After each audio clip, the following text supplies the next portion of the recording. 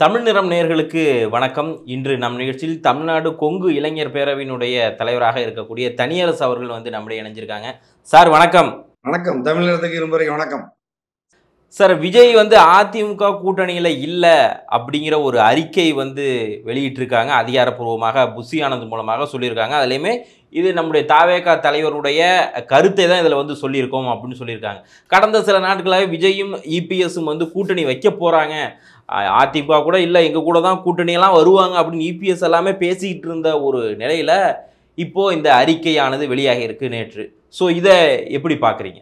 இல்ல, திராவிட முன்னேற்ற கழகம், எடப்பாடியார், தாவேகா கிட்டத்தட்ட விமர்சிக்காத நிலையில மாநாட்டில் பிரதான ஆளுகிற கட்சி திமுகவை விமர்சித்து விட்டு பிரதான எதிர்கட்சியாக இருக்கிற அதிமுகவை குற்றச்சாட்டுகள் எதுவும் இல்லாம இது மாதிரி அவர் கௌரவமா விலகி போறாருங்கிறதுனால எடப்பாடி ரொம்ப மகிழ்ச்சியா அதை ஏற்றிருந்தார்.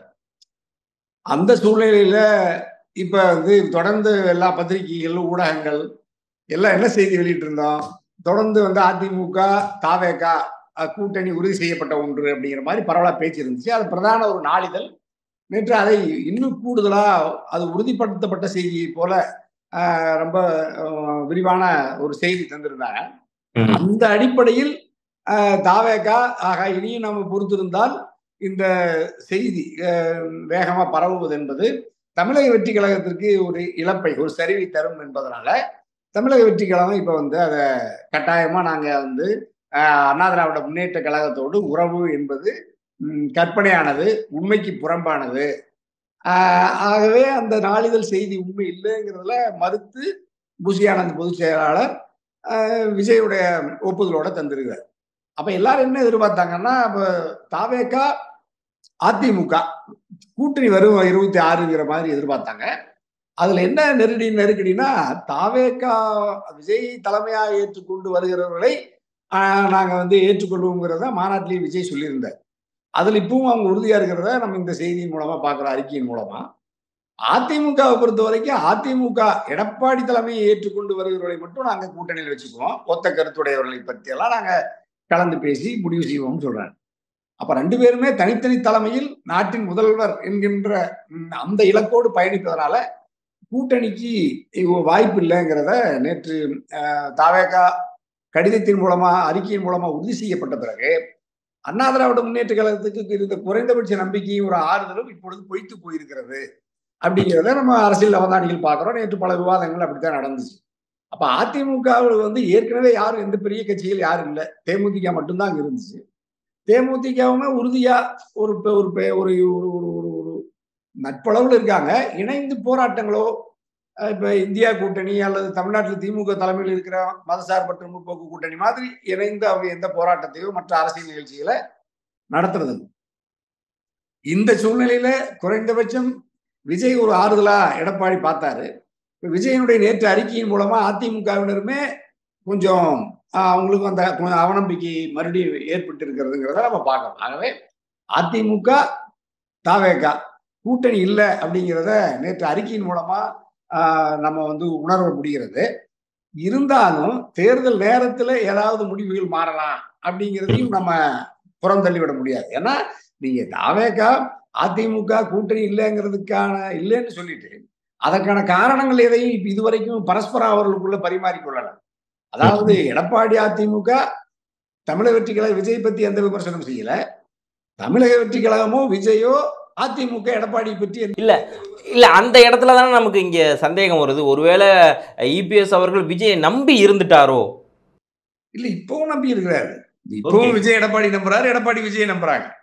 அதுல யார் முதலமைச்சருங்கிறதுல மட்டும் அவங்க 2 பேருக்குள்ள ஒரு இன்னும் கொஞ்சம் அது செட்டில்மெண்ட் ஏற்கனவே முடிக்கப்பட்டு அது வெளிப்படுத்தாம இருக்கலாம், அல்லது இன்னும் அந்த பேச்சுவார்த்தை போயிட்டு இருக்கலாம். ஆகவே அவர்களுக்குள்ள ஒரு இணக்கமான நட்புறவு இருக்குங்கிறதுல யாருக்கும் மாற்று கருத்து இல்லை. பட் இப்போ இந்த அறிக்கையானது வெளியாகி இருக்கிறது மூலமாக இபிஎஸ் நம்பி போறதுக்கு விஜய் ரெடியாக இல்லையோ அப்படிங்கிற ஒரு கேள்வி எழும்புது இல்லையா?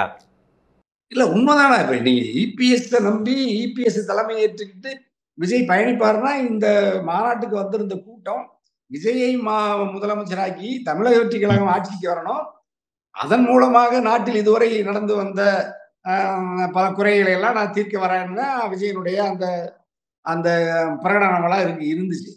அப்ப நீங்க அந்த கருத்து அந்த தளத்துல இருந்து பின்வாங்கி, மீண்டும் அதிமுகவை எடப்பாடி நான் முதலமைச்சராக்க போறேன் அப்படின்னு சொன்னா, இந்த கூட்டத்த மறுபடியும் கலைஞ்சு போயிரும். ஏன்னா, அது ஏற்கனவே ஒரு ரசிகர்கள், ஒரு திரை பிம்ப கவர்ச்சியில வந்தவங்க. அவங்க என்ன பண்ணுவாங்க, ஏற்கனவே எடப்பாடி பார்த்துட்டாங்க. அதிமுக 10 முறை தோற்றுச்சு. புரட்சித் தலைவர் அம்மா காலத்துல மாரி அதிமுக இல்ல. அப்படி ஒரு பலகீனமான நிலையில அதிமுகவை தலைமை பொறுப்பில் இருக்கிற எடப்பாடியை நம்பி, மீண்டும் ஆட்சி அதிகாரத்தை கொடுப்பதற்கு தமிழ்நாட்டு மக்கள் இவ்வளவு காலம் தேர்தலில் அங்கீகரிக்கிறது. ஆகவே அல்லது தோழமை கட்சியிலே கூட தமிழ்நாட்டில் எந்த கட்சியும் எடப்பாடி நம்பி உறவு வைத்துக் கொண்டு அரசியலில் பயணிப்பதற்கு அவர்களுக்கும் எந்த விருப்பமும் இல்லை. இந்த ஓகே. சூழ்நிலையில விஜய் வலிந்து போய் அந்த தோற்கின்ற முகாமில் எடப்பாடியை விட தாழ்வாக குறைவான இடங்களை பெற்றுக்கொண்டு அடுத்த நிலையில் ஒரு ஜூனியர் பார்ட்னராக உள்ள இணக்கமா பயணிக்கிறதுல தமிழக வெற்றி கழகத்தினுடைய எதிர்காலம் பெரிய பின்னடைவை சந்திக்குங்கிறதுனால இப்ப விஜய் தற்காலிகமா அந்த யூகத்துக்கு அந்த அனுமானத்திற்கு முற்றுப்புள்ளி வைத்திருக்கிறார். எதிர்காலத்துல இதே நீடிக்குமான்னு நம்ம இப்ப உறுதியா சொல்ல முடியாது. மீண்டும் அவர்களுக்குள்ள உறவு மலர்வதற்கான வாய்ப்பும் இருக்கு, மறுக்க முடியாது. ஓகே. ஏன்னா இந்த செய்தியானது அந்த பிரபலமான நாளிதழ் தினமலர்ல தான் அது வந்து ஒவ்வொரு வாரமும் வந்து பார்த்தோமேனா அது வந்துகிட்டே இருந்துச்சு. திங்கட்கிழமை வரவு பார்த்தா விஜய் கூட்டணிக்கு ரெடியா இருக்காரு, கூட்டணிகள் பேரம் பேசப்படுகிறது அப்படின்னு. அது லாஸ்டா வெடிச்சது எப்ப அப்படின்னா இத்தனை சீட்டு அப்படிங்கிறத அவங்க வந்து அதுல சொல்லியிருந்தாங்க. இந்த செய்தியெல்லாம் வெளியிடுறது யாரு சார்? ஏன்னா ஒரு மற்ற சேனல் எல்லாத்துலயுமே பேசுனாங்க. ஒருவேளை விஜயும் அதிமுகவும் இணைந்தால் இப்படி இருக்கும், இதெல்லாம் ஒதுக்கப்படலாம் அப்படின்னு. ஆனா அந்த குறிப்பிட்ட இந்த பேப்பர்ல தான் ஒவ்வொரு வாட்டியுமே அந்த எக்ஸ்க்ளூசிவா இவங்க இந்த மாதிரி கூட்டணியில் இருக்காங்க, இவங்க பையன் இபிஎஸ் பையன் கூட எல்லாம் போய் பேசுறாங்க, அந்த மாதிரியான செய்திகள்லாம் வந்துச்சு இல்லையா? ஸோ இது செய்திகளை வெளியிடுறது யார்? ஒருவேளை எடப்பாடி தரப்புல இருந்து இந்த செய்திகள்லாம் வெளியிட்டாங்களா, இல்ல பாஜக தரப்புல இருந்து இந்த செய்திகளை வெளியிட்டாங்க? யாரு சார் இந்த செய்திகள்லாம் வெளியிடுறது? இல்ல இப்ப விஜயனுடைய அதிமுக விஜய் அவர்களுடைய நிலைப்பாட்டை குறித்து தெரிந்து கொள்வதற்காகத்தான் இந்த செய்திகளை திட்டமிட்டு அந்த செய்தியை அவர்கள் தொடர்ந்து பதிவு செய்து வந்திருப்பார்கள். அதுல பிரபலமான நம்முடைய பத்திரிகை தினமலருக்கு நம்ம முதல்ல நன்றி சொல்லணும். ஏன்னா இந்த இந்த யூகம் இருக்குல்ல, இந்த இவர்களுக்குள் திரைமறைவில் ஒரு ஒரு உறவு வைத்துக் கொண்டு இவர்கள் அரசியல் பயணத்தை ரகசியமாக நடத்துகிறார்கள் அப்படிங்கிற ஒரு இந்த குற்றச்சாட்டு இருந்துச்சு. ஏன்னா நீங்க பாஜகவை விமர்சித்த விஜய், திமுகவை விமர்சித்த விஜய், பாசிசத்தையும் மற்ற ஊழலையும் விமர்சித்த விஜய், எடப்பாடியை மட்டும் பாதுகாப்பா எந்த விமர்சனத்தையும் வைக்கல. ஆகவே அப்ப எடப்பாடியோடு விஜய்க்கு என்ன உறவுங்கிறத நம்ம தெரிந்து கொள்ளணுங்கிறதுக்காக பாஜக உளவு பிரிவு இந்த தொடர்ந்து இந்த செய்தியில பதிவு செஞ்சிருக்க கூடும். அது ஒண்ணும் பிழை இல்லை. ஜனநாயக நாட்டுல ஒரு நாளிதழ் இப்ப விஜயனுடைய நிலைப்பாடு குறித்து தெரிந்து கொள்வதற்கு அல்லது அதிமுக தாவேக உறவு பற்றி ஒரு ஒரு ஒரு வெளிப்படையான ஒரு அறிவிப்பு பெறணுங்கிறதுக்காக அவங்க தொடர்ந்து இந்த செய்தியை கொண்டு வந்திருக்காங்க. இல்ல அவங்க தொடர்ச்சியா சொல்றாங்க இல்லையா, விஜயோடது மட்டும் இல்ல, திமுக கூட்டணியிலிருந்தும் வந்து உடைகிறாங்க, காங்கிரஸ் உடைகிறாங்க, அந்த மாதிரி செய்திகள் எல்லாத்தையுமே சொல்லி போடுறதுனால இது ஒருவேளை அதிமுக தரப்புல இருந்தோ இல்ல பாஜக தரப்புல யாராவது ஒருத்தவங்க இந்த மாதிரியான ஒரு ஹைப்பை தட்டி விடுவோம் அப்படிங்கிறதுக்காக வந்து கூட, ஏன்னா அது ஃப்ரெண்டு காலம்ல வரும், அது பார்த்தீங்கன்னா அந்த நியூஸ் அது. ஸோ அதனால கேட்குறேன். இல்ல அது வந்து ஒரு நாளிதழ் வந்து ஒரு பரபரப்பா அந்த செய்தியை வெளியிடுவது அவங்களுடைய இயல்புதான். குறிப்பா தினமலர் அப்படி பரவலா செய்வாங்க. சில நேரங்களில் உண்மைக்கு மாறான அனுமானத்துல தன்னுடைய விருப்பத்தை, அதாவது அவர்களுடைய விருப்பத்தை, அவர்கள் தாங்கி இருக்கிற சித்தாந்தத்தை, அவர்கள் தாங்கி இருக்கிற பிஜேபி அந்த இந்துத்துவ கருத்தியலில் அதற்கு ஆதரவாக இருக்கிற இயக்கங்களுடைய செய்தியை பாசிட்டிவா போடுவாங்க. அதற்கு எதிராக இருக்கிற இயக்கங்களினுடைய நடவடிக்கைகளை நெகட்டிவா போடுவாங்க. அது வழக்கமா அவங்க எப்பவும் செய்யறது, அதாவது நீண்ட காலமா செய்யறாங்க. ஆகவே அந்த அந்த கருத்தை அவர்கள் நிலைநிறுத்திக் கொள்வதற்கு இப்ப விஜயோ அல்லது எடப்பாடியோ இப்ப அவங்க அணியில் இல்லை, அதாவது பாஜக அணியில் இல்லை, அல்லது அந்த கொள்கை அல்லது அந்த சித்தாந்தத்தில் இல்லை. ஆகவே அந்த சித்தாந்தத்தில் இல்லாத ஒரு தாவேக, அதிமுக அல்லது திமுக இவர்கள் மீதான அந்த விமர்சனத்தையும் அந்த கூட்டணியினுடைய உறுதியையும் அவர்கள் ஒரு சலசலப்பை ஏற்படுத்துவதற்கு வாய்ப்பு கிடைக்கிற பொழுதெல்லாம் முயற்சிப்பார். அப்பாவி மக்கள், சாதாரண மக்கள் அந்த செய்தியை அதுல ஏதாவது உண்மை இருக்கும் என்று கருதி அதுல ஒரு விவாதம், அவங்களுக்கு ஒரு ஒரு மன புரட்சி ஏற்படலாம். அவங்களுக்குள்ள ஒரு ஒரு ஒரு அதுல இருந்து ஒரு ஒரு கருத்து உருவாக்கத்தை அவங்க ஏற்படுத்த முயற்சிப்பாங்க. ஏன்னா ஒரு பலமான திமுக கூட்டணியை உடைய போகிறது என்கின்ற ஒரு பலமான சூழலை உருவாக்க முயற்சிக்கலாம். அதிமுக தாவேக உறவு உறுதி செய்யப்பட்ட ஒன்றுனா, உறுதி செய்யப்பட்ட ஒன்றுன்னு தெரிஞ்சாலும் அது அதிமுகவுக்கு பலத்தை தரலாம். தாவேகாவுக்கு பலகீனத்தை தரும். தாவேகா இப்ப உறவு இல்லைன்னு நேத்து அறிக்கை வர வச்சுட்டாங்கல்ல திருமலர். அப்ப அந்த வர வச்சதுக்கு பிற்பாடு தாவேகாவுக்கு நம்பிக்கை போயிருக்கும். அப்ப என்ன நினைப்பாங்கன்னா தாவேகா அந்த தம்பிகள்லாம் ஆக ஒரு பெரிய கட்சியோட நம்ம கூட்டணி வைக்க போறோம். ஒரு ஒரு கணிசமான ஒரு 40 விழுக்காடோ 50 சீட்டோ 60 சீட்டோ நம்ம வாங்கி நாம ஏதோ கொஞ்சம் பேர் நம்ம பெரிய அளவுல நம்மளுக்கு சிரமம் இல்லாம தேர்தலை சந்திச்சுக்கலாம். ஒரு கணிசமான அளவுக்கு ஏதோ ஒரு 5 இடங்களோ ஒரு ஒரு 10 இடங்களுக்குள்ள வெற்றி பெற வாய்ப்பு இருந்தா 2வது இடத்துக்கு வரலாம் அப்படின்லாம் நினைச்சிருப்பாங்க. அப்ப இல்ல நம்ம தனித்து 234ன்னா தாவேகாவே மனம் தளர்ந்துருவாங்க. அந்த தம்பிகளே மனம் தளர்ந்துருவாங்க. பல இடங்கள்ல டெபாசிட் போயிடும். பெரும்பாலான இடங்கள்ல. தாவேகாவுக்கு. அந்த நெருக்கடியை வந்து நம்ம தவிர்க்கிறதுக்கு அதிமுக ஒரு துணையா இருக்கும்னு நினைச்சிருக்கலாம். ஏன்னா அதிமுகவுக்கும் இந்த 2026 ஒரு வாழ்வா சாவா போராட்டம். எடப்பாடியினுடைய அரசியல் எதிர்காலம் 2026 சட்டமன்ற பொதுத் தேர்தல் தான் இருக்கு. தமிழக வெற்றி கழகத்திற்கும் அந்த 2026 தான் அது ஒரு ஒரு ஒரு ஒரு ஒரு முதல்ல என்ட்ரன்ஸ் எக்ஸாம் சொல்றோம்ல, ஒரு பிலிமினரி எக்ஸாம் அது. அப்ப நீ அதுல பாஸ் ஆகலைனால நீ உள்ள என்ட்ரன்ஸ் ஐஏஎஸ் ஐபிஎஸ் கோச்சிக்கு போகவே முடியாது. அதுக்கான தேர்வுக்கே போக முடியாது. அப்ப இது ஒரு நுழைவுத் தேர்வு. அப்ப நுழைவுத் தேர்வுல நீங்க அந்த குழப்பம் விஜய்க்கு இருக்கு. அதுல இப்ப அதிமுக கூட போக முடியலன்னா அவங்களுக்கும் ஒரு சோர்வாயிருச்சு. அதிமுகவில் இருக்கிறவங்க எல்லாம் நம்பிக்கையா இருந்தாங்க. ஓ விஜய் வந்தாரு, ஒரு நிறைய தம்பி வருவாங்க, நம்மளுக்கு ஒரு சுறுசுறுப்பா வேலை செய்யறதுக்கு ஒரு இளைஞர்கள் இருப்பாங்கன்னு நம்பினாங்க. தோக்குறது வெற்றி அப்புறம் களத்துல வேலை செய்யறதுக்கு கொஞ்சம் பேர் இருப்பாங்களேன்னு நினைச்சாங்க. இப்ப விஜயனுடைய இந்த அறிவிப்பால அதிமுகவுக்கு இந்த 10 நாளா தமிழக வெற்றி கழகம் நம்மோடு வருவாங்கன்ற நம்பிக்கை நேற்று அறிவிப்பு, தாவேகாவுடைய அறிவிப்பு அதிமுகவுக்கு உறவு இல்ல, அது கற்பனையானதுன்னு சொன்னது பிறகு அதிமுகவில் இருக்கிற பெரும்பாலான பேர் குறைந்தபட்ச நம்பிக்கை இருந்ததையும் அந்த நம்பிக்கையை அவர்களை இழந்து இப்பொழுது அவர்களும் பழைய நிலைக்கே போய் நமக்கு கூட்டணிக்கு யாரும் வரல, நாம தனித்து நின்று வெற்றி பெற முடியாது, 26 தேர்தலும் கேள்விக்குறியாயிருச்சுன்னு அவங்களும் அந்த வேதனையில அந்த சோகத்தில் இருக்கிறத பார்க்கணும். அப்ப தாவேக அதிமுக இரண்டுமே தனித்தனியாக அந்த வாழ்வா சாவா போராட்டத்துல எந்த ஒரு இலக்கு இல்லாம, நம்பிக்கை இல்லாம, வலிமை இல்லாம ஒரு ஒரு ஒரு பலகீனமான நிலையில் இருக்கிறத தான் நேற்று அறிவிப்பின் மூலமா வெளிப்பட்டு இருக்கிறது. அதற்கு துணையாக இருந்தது அந்த நாளிதழ் செய்தி.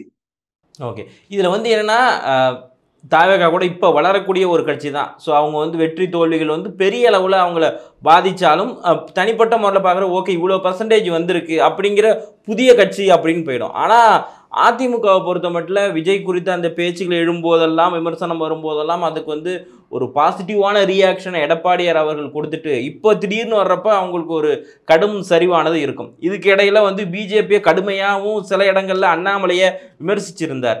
இப்போ திருப்பி அண்ணாமலை வர இருக்கார். இந்த ரைடுக்கு பிறகு அவர் பாஜகவை பெரிய அளவில் வந்து தாக்கி பேசலைன்னு சொல்கிறப்போ எடப்பாடியுடைய இந்த நிலைமை எப்படி சார் இருக்கு இப்போதைக்கு? இல்லை, எடப்பாடி விஜயும் விமர்சிக்கல, பாஜகவையும் விமர்சிக்கல. இன்னும் சொல்ல போனா அவர் யாரையுமே விமர்சிக்கிறது இல்லை. எடப்பாடி திமுக அதுலயும் திமுகவுடைய கொள்கைகள், லட்சியங்கள், சித்தாந்தங்கள், திட்டங்களை பற்றி எல்லாம் விமர்சிக்கிறது இல்லை. அதாவது திராவிட முன்னேற்ற கழகத்தினுடைய குடும்பத்தில் இருக்கிற 2-3 பேர், குறிப்பா நம்முடைய முதல்வர், துணை முதல்வர் தவிர வேற யாரையும் அவரு விமர்சிக்கிறது இல்லை எடப்பாடி. இல்லை, இடையில கூட கொஞ்ச நாள் சொன்னார், மத்திய அரசு பொதுவாக நம்மளுக்கு வந்து நிதியை கொடுக்கறதே இல்லை அப்படிலாம் லைட்டாக சின்னதாக விமர்சனம் கொடுத்துருந்தாரு. குறிப்பாக அந்த அவருடைய நண்பர் இளங்கோ அவங்களுடைய ரைடுக்கு பிறகு ரொம்ப சைலண்ட் ஆயிட்டாரோ? இல்லை, ரைடுக்கு பிறகு நேற்று தலவாய் சுந்தரத்தண்ணனை கூட மறுபடியும் கூப்பிட்டு மாவட்ட செயலாளர் கொடுத்துட்டாரு, அமைப்பு செயலாளர் பொறுப்பை கொடுத்துட்டாரு. அப்ப நீங்க வந்து இன்னைக்கு அப்ப பாஜக RSS ஊர்வலத்தை துவக்கி வச்சாருங்கிறது தான் நீங்க அண்ணன் மேல அந்த விலக்கி வச்சார். இப்ப நேற்று அந்த விளக்கத்தை நீங்க வந்து திரும்ப பெற்றுக்கொண்டு மீண்டும் அவருக்கு அந்த பொறுப்பு கொடுத்துட்டார். அப்ப தலவாய் சுந்தரனை அமைதியா வெறும் 40 நாட்களுக்குள்ள அதே பொறுப்புக்கு வந்துட்டார். அப்ப அது பாஜக டெல்லியிலிருந்து ஒரு நெருக்கடியை தந்த உடனே RSS ஊர்வலத்தை துவக்கி வைத்ததற்காக விலக்கி வைத்த தலவாய் சுந்தரம் மறுபடியும் அதே இடத்துக்கு வந்துட்டார். அப்ப கிட்டத்தட்ட அதிமுகவுக்கு நான் பல நாள் சொல்லியிருக்கிறேன், அது அதனுடைய உண்மையான ரியல் ஹெட் ஆபீஸ் டெல்லி, அவங்க வந்து ம். பாஜக விருப்பத்துக்கு மாறாக அதிமுகவால எடப்பாடியால எந்த காலத்துக்கும் செயல்பட முடியாது. இன்னும் சொல்ல போனா இன்னைக்கு கூட இந்த இந்தி குறித்து எல்ஐசி குறித்து ஒரு செய்தி வருது. அதுல கூட மத்திய அரசுன்னு 3 இடத்துல சொல்றாரு. மத்திய அரசு, இந்திய இது மாதிரியான ஒரு ஒரு முகப்புல ஒரு ஒரு ஒரு ஒரு பிற மொழிய வந்து திணிக்கிறாங்க. அது வந்து தவறானது, பிழையானது, திருத்தணும்னு சொல்றாரு. இப்ப திருத்திட்டாங்க. முதலமைச்சரே எல்லாரும் சொல்றாங்க, திருத்திட்டாங்க. அப்ப கூட அது பாஜக அரசுனும், மோடின்னு சொல்ல மாட்டார். அதே மாரி ஆளுநர் ஐயன் திருவள்ளுவரை உலக பொதுமறையை உலகத்துக்கு தந்த சமயம் சார்பற்ற ஒரு மிகச்சிறந்த ம், ஒரு ஒரு ஒரு ஒரு மகா கவிஞன, ஒரு ஒரு ஒரு ஒரு தத்துவ ஆசிரியர, தத்துவ ஆசான வந்து ஒரு ஒரு குறிப்பிட்ட மதத்துல காவி உடை அணிந்து, பட்டை எல்லாம் போட்டு இது மாரி பெரிய அளவுல முனிவரை போல காட்டுறாங்க. ம். அத வந்து எல்லாரும் கண்டிக்கிறாங்க. ஆனா எடப்பாடி இதுவரைக்கும் கண்டிக்கல. ஒரு தமிழ்நாட்டில் ஒரு கட்சி வச்சிருக்கிறாரு. தமிழ் சமூகத்தினுடைய மிகப்பெரிய பாரம்பரிய வடிவமா ஐயன் திருவள்ளுவர் இருக்கார். ஆனா திருவள்ளுவருக்கு காவி சாபத்தை ஒரு வடநாட்டுக்காரரு, ஒரு ஹரியானாக்காரரு, ஒரு ஆளுநர் ரவி பேச சொன்னார்னா, அத பத்தி இன்னைக்கு வரைக்கும் அதிமுக எந்த கருத்தும் சொல்லல. ஆகவே பாஜகவை எதிர்த்து, அதனுடைய கொள்கைகளை எதிர்த்து அதிமுகவால், எடப்பாடியால் செயல்பட முடியாதுங்கிறதுக்கு தான் நேத்து தளவாய் சுந்தரன் மறுபடியும் ரீஎன்ட்ரி பண்ணிட்டாங்க. ம். இப்ப எந்த இப்ப பாஜகவோடு உறவு இருக்கு இல்லையான்னா, ஒரு ஒரு ஒரு ஒரு வாரத்துக்கு முன்னாடி என்ன சொன்னார் எடப்பாடியார் திருச்சியில? அது வந்து தேர்தல் நேரத்துல முடிவு செய்யணும். சூழல் ஆமா. பொறுத்து முடிவுன்னு சொன்னார். இதே ம். மாரி இந்த நம்ம விவாதம் கடுமையா போச்சு. மீண்டும் பாஜக, அதிமுக உறவாங்கிற போனோனே, மறுபடியும் போய் நம்ம உறவுகள் கேட்கும்போது கோவையில, இல்ல அது அத ரொம்ப மென்மையா அத தவிர்த்து போறாரு. ஆகவே எங்களுக்கு உடன்பாடு உள்ள கட்சி பாஜகவை தவிர்த்து அப்படிங்கிறது ஒரு கடந்து போறாரு. அதுதான் இந்த ஓகே. நெருக்கடிக்கு காரணம். அதனால எடப்பாடியும் உறுதியா இல்ல. விஜயும் ம். உறுதியா இல்ல.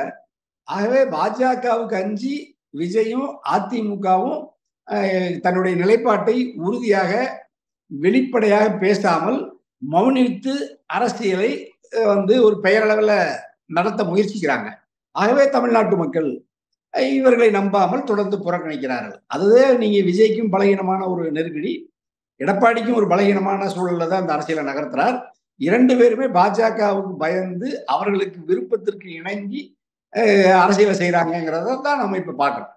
இதுல என்னன்னா குறிப்பாக வந்து எடப்பாடி அவர்கள் சொல்றப்ப என்ன சொல்றாங்க அப்படின்னா, கருணாநிதிக்கு வந்து ஏன் வந்து சிலை வைக்கணும்? அப்படிங்கிற ஒரு கேள்வி எழுப்புறாங்க. அப்புறம் நான் வேணா அவரோட என்னோட கேள்விக்கு பதில் சொல்றதுக்கு முதலமைச்சர் ரெடியா? அப்படி இந்த மாதிரியான கேள்விகள் எல்லாம் எழுப்புறாரு இல்லையா? இதையெல்லாம் எப்படி பார்க்குறீங்க? இல்ல. கலைஞருக்குன்னா, இப்ப நம்ம புரட்சி தலைவருக்கு சிலை வச்சிருக்கிறாங்க, பெயர் வைக்கிறாங்க. இப்ப கூட நம்ம ம். சென்ட்ரல் சென்னையினுடைய புகழ்பெற்ற தொடர்வண்டி நிலையத்துக்கு நம்ம புரட்சி தலைவர் எம்ஜிஆர் தொடர்வண்டி நிலையம் அப்படின்னு தான் நம்ம பேர் வச்சிருக்கோம். அப்படி பல இடத்துல இப்ப கோயம்பேட்டுல தலைவர் பெயரால இருக்கு. சிலைகள் இருக்கு. அம்மா பெயரால திட்டங்கள் இருக்கு. புரட்சி தலைவர் அம்மா பேர்ல. ம். அந்த அடிப்படையில நீங்க அந்த திமுகவுடைய தலைவர் கலைஞர் அவருடைய சிலைகளையும், அவருடைய திட்டங்களுக்கு பெயர்களை வைக்கிறதுல அது ஒரு இயல்பான ஒன்று தான். அது ம். பிழையானது ஒன்று இல்ல. அதுல அரசியல் காரணங்களுக்காக எடப்பாடி அப்படிப்பட்ட ஒரு கருத்தை பதிவு செய்கிறார். அதுல ஒண்ணும் அது திமுக எடுத்த அந்த முடிவை அரசியல்ல நம்ம வந்து பிழையா கருத முடியாது, தவறா கருத முடியாது. மக்கள் ஏற்கிறார். கலைஞரின் பெயரால பல திட்டங்களை அறிவிக்கிறாங்க. பல நூலகங்கள திறக்கிறாங்க. பல பேருந்து நிலையங்கள திறக்கிறாங்க. தேர்தல் வருது, நாடாளுமன்ற தேர்தல் வருது. இவர் இதே குற்றச்சாட்டு சொன்னாரு. மக்கள் அங்கீகரித்து மறுபடியும் திமுகவை தான் ஆட்சிக்கு கொண்டு வந்திருக்காங்க. ம். 40 இடங்களில் நாடாளுமன்றத்தில் திமுக அணி தான் வெற்றி பெற்றது. இந்தியா கூட்டணி தான் வெற்றி பெற்றது. அப்ப குற்றச்சாட்டை சொன்ன எடப்பாடிக்கு யாரும் வாக்களிக்கல. அப்ப மக்கள் ம். எடப்பாடியினுடைய கருத்தை ஏற்கவில்லை. தளபதி ஸ்டாலின் முதல்வருடைய கருத்தை ஏற்றிருக்கிறாங்க. அப்ப அது அந்த குற்றச்சாட்டுக்கும் வலிமை கிடைக்கல எடப்பாடிக்கு. இன்னொரு கேள்வி, இப்ப நம்ம வந்து இந்த மாதிரி இப்ப இப்ப பாஜக, அதிமுக இப்ப இந்த நெருக்கடி நீடிக்கிறதுல இப்ப இப்ப இவங்களுக்குள்ள இந்த நெருக்கடி இருக்குது. இப்ப விஜய் இருக்கிற இந்த நெருக்கடி இருக்கு. ம். அதுல இன்னொரு அந்த மூலமான ஒரு ஒரு நல்ல கேள்வி கேட்டிருந்தேன். என்ன கேள்வி அது? இப்போ வந்து என்னன்னா, விஜய் அவர்கள் ஒரு பக்கம் நெருக்கடி குடுக்குறாங்க. பாஜக அடுத்து அண்ணாமலை கூட வர இருக்காரு. அப்படிங்கிறப்ப அவருக்கு ஒரு நெருக்கடியான ஒரு சூழல் தானே இப்ப இருக்கிறதுல. அதுதான் கேட்டிருந்தேன். இல்ல. அது அந்த நெருக்கடி இப்ப அண்ணாமலை வந்ததுக்கு பிற்பாடு இப்ப அதிமுக இப்ப இந்த மென்மையான ஒரு உறவு இருக்கு. ராஜா அண்ணனும் அதிமுகவும்.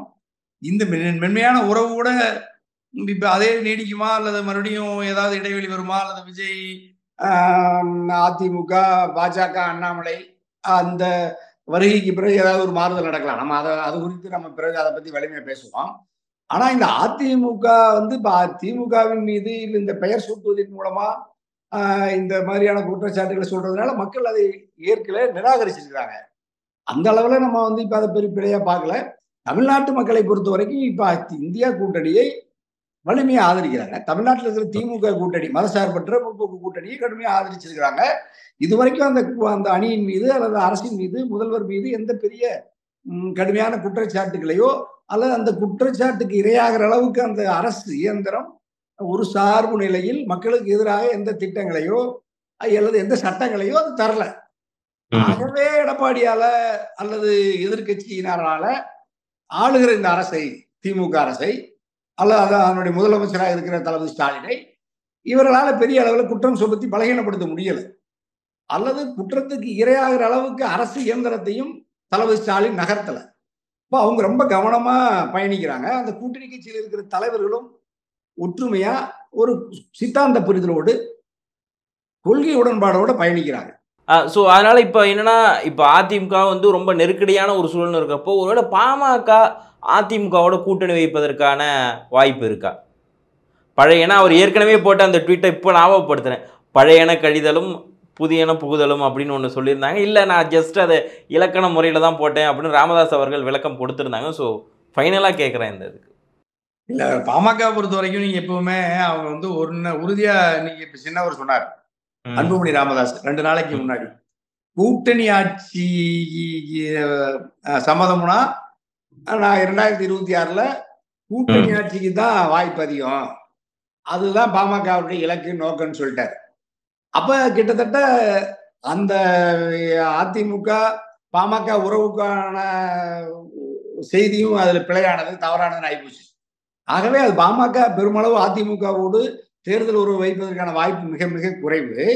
ஒரு கால் அது பாஜக அல்லது விஜய், பாமக, தேமுதிக மாதிரி ஒரு மெகா கூட்டணியை உருவாக்கிட்டு அதிமுகவை தனித்து நிறுத்துறதுக்கு வாய்ப்பு இருக்கு. ஏன்னா உங்களுக்கு டிடிவி, ஓபிஎஸ் ஒரு பெரிய அமைப்பை கட்டிட்டு எடப்பாடியை தனியா நிறுத்தினா எடப்பாடியால பெரிய நெருக்கடிக்கு ஆளாகி 3வது 4வது இடத்துக்கு போயிடுவார். அது எடப்பாடி 2019 எப்படி டிடிவியை தனியா நிறுத்தினாங்களோ அமமுகவை, அந்த நிலைமைக்கு எடப்பாடியை கொண்டு வந்து நிறுத்துறதுக்கான சூழல் பெருமளவு இருக்கிறது. அதுக்கான சூழல் கூட நான் அது கூட நடந்தாலும் வியப்பு. ஏன்னா எல்லா கட்சிகளும் எல்லாம் ஒன்னா எடப்பாடியை தவிர்த்துட்டு ஒன்று கூடுவதற்கான வாய்ப்பு இருக்கு. அப்ப திமுகவுக்கு எதிராக ஒரே அணியா இவங்க வலிமையா களத்தில் நிற்கிறதுக்கான சூழல் நெருங்கி வர்றதையும் நம்ம பார்க்கணும். Okay sir. ஸோ ஜெயக்குமார் அவர் ரொம்ப நாளைக்கு பிறகு இப்போ வந்து சொல்லியிருக்காரு, உதயநிதி கொஞ்ச நாளாக பார்த்தா கொஞ்சம் வாய்க்கொழுப்பு அதிகமாகிடுச்சு அப்படிங்கிற மாதிரி சொல்லியிருக்காரு ஜெயக்குமார் அவர்கள். ஸோ இதை எப்படி பார்க்குறீங்க ஜெயக்குமாருடைய அந்த பேச்சில்? ஏன்னா ஜெயக்குமார் சொல்லியிருந்தார், இல்லை நாங்கள் பாஜகவோட கூட்டணியெல்லாம் இல்லை, எடப்பாடி அவர்கள் ஒரு கருத்து சொல்லியிருந்தார், தேர்தல் வரும்போது பார்த்துக்கலாம் அப்படின்னு சொன்னால் ஜெயக்குமார் ஒரு கருத்தை சொன்னார். அந்த ஜெயக்குமார் தான் இப்போ என்ன சொல்கிறாருன்னா, உதயநிதி கொஞ்ச நாளாக வாய்க்கொழுப்பு ரொம்ப அதிகமாக இருக்குது அப்படிங்கிறத சொல்கிறார். ஜெயக்குமாருடைய இந்த கருத்துக்களை எப்படி பார்க்குறீங்க? இல்ல ஜெயக்குமார் அண்ணா இப்ப ஏற்கனவே மிக கடுமையா சவால்லாம் விட்டார் தளபதிக்கு. ராயபுரத்துல வந்தா நின்னு பாருங்க, என்ன போட்டி போட்டு பாருங்கலாம் சொன்னாரு. அதே மாதிரி தளபதி வந்து அதைய ரொம்ப மௌனமா சிரித்து கொண்டே ஒரு சாதாரண ஒரு ஐஸ்கிரீம் மூர்த்தின்னு ஒருத்தர ஒரு கட்சிக்காரரை நிறுத்தி இதே நம்ம ஜெயக்குமார் அண்ணனை தோக்கடிச்சிட்டாரு, அமைதியா இருக்காரு. அதே மாதிரி இப்ப வந்து துணை முதலமைச்சர் உதயநிதி ஸ்டாலின் கொஞ்சம் கடுமையா, உணர்வா, கொஞ்சம் துடிப்பா, நம்பிக்கையோட களத்துல இருக்கிறாரு. அப்ப அடுத்த இடத்தை நிரப்புறதுக்கும் ஒரு உறுதியான ஒரு இளைஞர் களத்துல வந்து சுறுசுறுப்பா வேலை செய்யறாரு. மாநிலம் முழுக்க பரவலா எல்லா அரசு நிகழ்ச்சிகளையும் பங்கெடுத்துக்கிறாரு. அரசியல் கருத்துகளுக்கும் பயப்படாம பதில் சொல்றாரு. ஆகவே அதுல ஜெயக்குமார் அண்ணனுக்கு ஒரு ஒரு ஒரு ஒரு ஒரு ஒரு ஒரு தயக்கம், ஒரு நெருக்கடி, அல்லது ஒரு நம்ம வந்து ஒரு பலகீனமான ஒரு இளைஞனா இருப்பாருன்னு எதிர்பார்த்திருக்கலாம். ஒரு பலமான இளைஞனா வெளிப்படுறதுனால, உதயநிதி வெளிப்படுறதுனால அப்படி ஒரு கடுமையான வார்த்தையில அண்ணன் ஜெயக்குமார் பயன்படுத்தி இருக்கலாம். அது ஒன்றும் பிழை இல்லை. அப்படி ஒரு இளம் வயதுல ஒரு துடிப்போடு உறுதியா தன்னுடைய அரசியல் கருத்தை சொல்லுவதுல உதயநிதி சரியா பயன்படுத்துறார், சரியா களத்துல நிற்கிறார். அப்படிங்கிறதுனால அந்த கருத்து, ஜெயக்குமாரனுடைய கருத்தை தவிர்த்து விட்டு தொடர்ந்து ஒரு ஆக்கப்பூர்வமான கருத்தில் உறுதியாக உதயநிதி ஸ்டாலின் இதே முறையை பயன்படுத்தினாலும் பிழை ஒன்றுமில்லை. மக்கள் அதை ஆதரிக்கிறார்கள், கட்சியினர் ஆதரிக்கிறார்கள்ங்கிறத நம்ம பார்க்கணும். Okay sir. கண்டிப்பாக ரொம்ப நிறைய கேள்விகள் அதை குறித்து நிறையா பதில் விளக்கமாக ரொம்ப அமைதியான முறையில் வந்து பதிலை சொன்னீங்க. இந்த நேரத்தில் இணைந்து உங்களுடைய கருத்துக்களை வழங்கியமைக்கு மிக்க நன்றி சார். மிக்க மகிழ்ச்சி. தமிழ் நேரத்துக்கு இருமுறைக்கு வணக்கம்.